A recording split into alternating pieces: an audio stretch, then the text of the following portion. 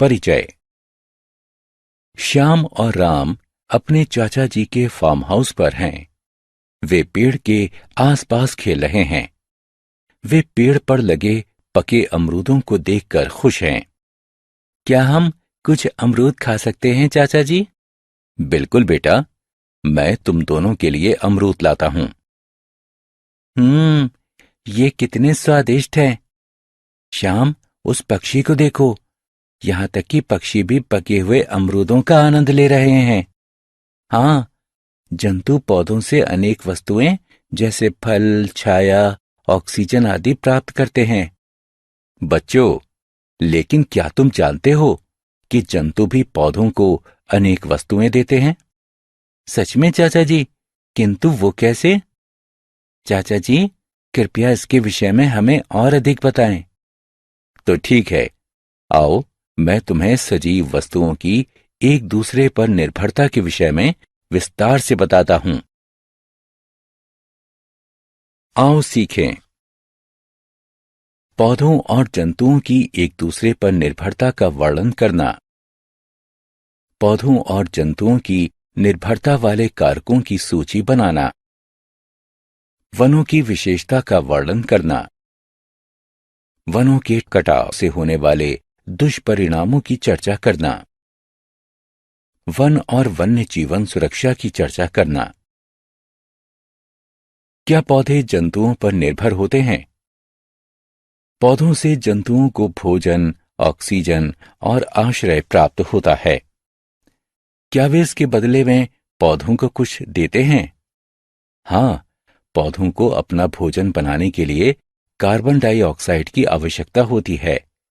जब जंतु सांस बाहर छोड़ते हैं तो वे कार्बन डाइऑक्साइड निकालते हैं, जो कि पौधों को प्रकाश संश्लेषण की प्रक्रिया द्वारा उनका भोजन बनाने में सहायता करती है।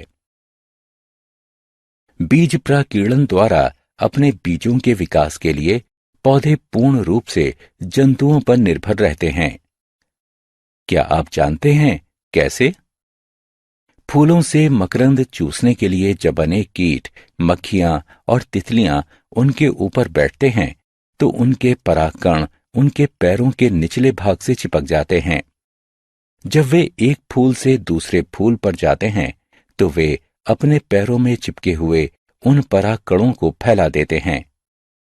फलों का चमकदार मीठा गूदा पक्षियों और जंतुओं को अपनी तरफ आकर्षित करता है। पक्षी और जंतु फलों को खाते हैं और बीजों के प्रकीर्णन में सहायता करते हैं। इस तरह जंतु पौधों के अस्तित्व को बनाए रखने में और उनके फलने फूलने में सहायता करते हैं। वन तथा वन समष्टियां। क्या आपने इन लोगों को देखा है? जी हां, ये आदिवासी हैं।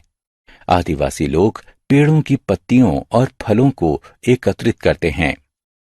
आदिवासी वन्य पदार्थों जैसे गोंद, कायिक पौधे, औषधि वाले पौधे और शहद आदि द्वारा अपनी जीविका कमाते हैं। वे वनों में पाए जाने वाले विभिन्न प्रकारों के पौधों से अपना भोजन और औषधियां प्राप्त करते हैं। आदिवासी कुछ पेड़ों जैसे बरगद और पीपल की पूजा करते हैं। पेड़ों के प्रति ये आदर पेड़ों के संरक्षण में सहायता करता है। वनों का महत्व। श्याम वन की हरियाली को देखकर अति उत्साहित है।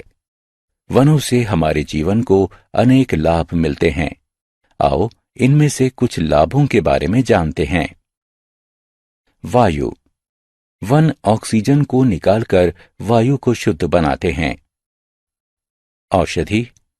वन में पाए जाने वाले अनेक पौधे औषधियों के स्रोत हैं। उनके लगभग सभी भागों जैसे जड़ों, छाल और पत्तियों का औषधीय मूल है। जल।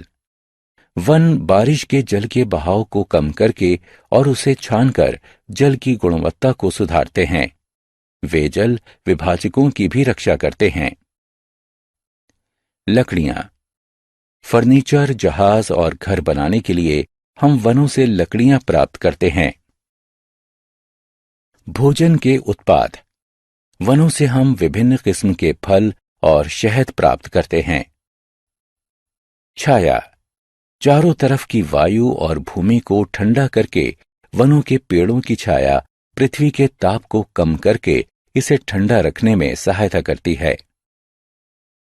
ठंडक, वाष्पीकरण और वाष्पोत्सर्जन के दौरान वन सौर ऊष्मा को अवशोषित करने में सहायता करते हैं। कार्बन डाइऑक्साइड का स्तर, ये कार्बन डाइऑक्साइड के स्तर को बनाए रखते हैं और इस प्रकार से पौधों की वृद्धि को बढ़ाते हैं। स्थानीय जलवायु, ये स्थानीय जलवायु को बनाए रखने में सहायता करते हैं और इस प्रकार से जलवायु में होने वाले बदलाव से भी लड़ने में सहायता करते हैं। आओ खेलें। चित्र को उठाकर सही कथन के नीचे दिए गए बॉक्स में रखें। वनों का कटाव। जब श्याम, राम और उनके चाचा जी वन के दूसरे छोर पर पहुंचे तो उन्होंने देखा कि कुछ लोग पेड़ों को काट रहे थे। आप पेड़ों को क्यों काट रहे हैं? हम इस जमीन पर चावल उगाएंगे। चाचा जी ने श्याम और राम को बताया कि बढ़ती हुई जनसंख्या और अनाज की बढ़ती हुई डिमांड के कारण वन उपजाऊ जमीन में परिवर्तित होते जा रहे हैं।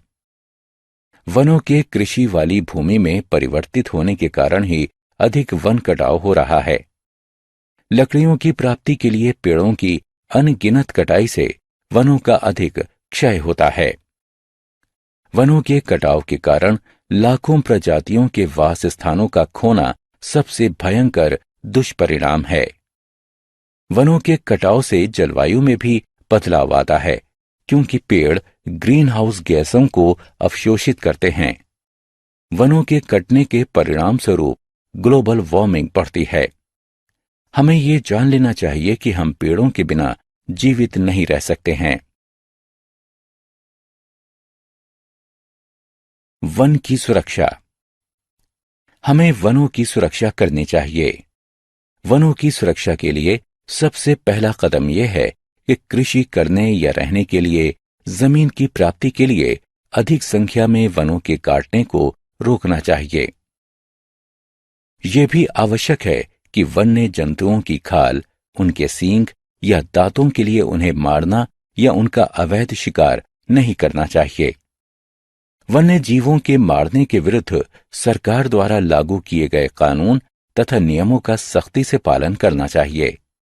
संरक्षित वन क्षेत्र वन्य जीव अभयारण्य कहलाता है। Project tiger. अचानक राम ने एक बोर्ड देखा जिस पर लिखा था बाघ को बचाएं। वो अपने चाचा जी से पूछता है, चाचा जी, इस बोर्ड पर बाघ को बचाएं क्यों लिखा है? बेटा, प्राचीन समय से लोग जंतुओं की खाल, उनकी हड्डियों और उनके पंजों के लिए उनका अवैध शिकार करते आए हैं। वे लोग इस बात की चिंता नहीं करते कि इससे जीवन की विविधता पर क्या प्रभाव पड़ेगा। इसके परिणाम स्वरूप पृथ्वी से हम लोग अनेक प्रजातियों को हमेशा के लिए खो चुके हैं। भारतीय बाघ भी इनमें से एक है। भारतीय सरकार बाघों को बचाने के लिए कदम उठा चुकी है। उसे ही प्रोजेक्ट टाइगर का नाम दिया गया है। इस प्रोजेक्ट में सरकार उन वनों की देखभाल करती है जिन वनों में बाघ रहते हैं। ये वन बाघ अभयारण्य कहलाते हैं। इन वनों में बाघों को मारना और पेड़ों को काटना एक दंडनीय अपराध है। हमने क्या चर्चा की? पौधे जंतुओं को भोजन, आश्रय और ऑक्सीजन देते हैं। जंतु पौधों को कार्बन डाइऑक्साइड देते हैं जिसकी सहायता से पौधे अपना भोजन बनाते हैं। पक्षी और जंतु पौधों के बीजों के प्राकीर्णन में सहायता करते हैं। आदिवासी वन्य पदार्थों जैसे गोंद, कायिक पौधे, औषधि वाले पौधे और शहद आदि द्वारा अपनी जीविका कमाते हैं। अनेक वन्य पौधों की जड़ें, छाल और पत्तियां औषधियों के स्रोत हैं। फर्नीचर, जहाज और घर बनाने के लिए वनों से हम लकड़ियां प्राप्त करते हैं। वनों से हम विभिन्न किस्म के फल और शहद प्राप्त करते हैं। वन सौर ऊष्मा को अवशोषित करने में सहायता करते हैं। हम वनों को निम्न प्रकार से बचा सकते हैं। उपजाऊ भूमि को विकसित करने या रहने के लिए पेड़ों की अंधाधुंध कटाई को रोकना चाहिए। वन्य जंतुओं को उनकी खाल, सींगों या दांतों के लिए उन्हें मारना या उनका अवैध शिकार नहीं करना चाहिए। प्रोजेक्ट टाइगर के अंतर्गत जिन वनों में बाघ रहते हैं, सरकार उन वनों की देखभाल करती है।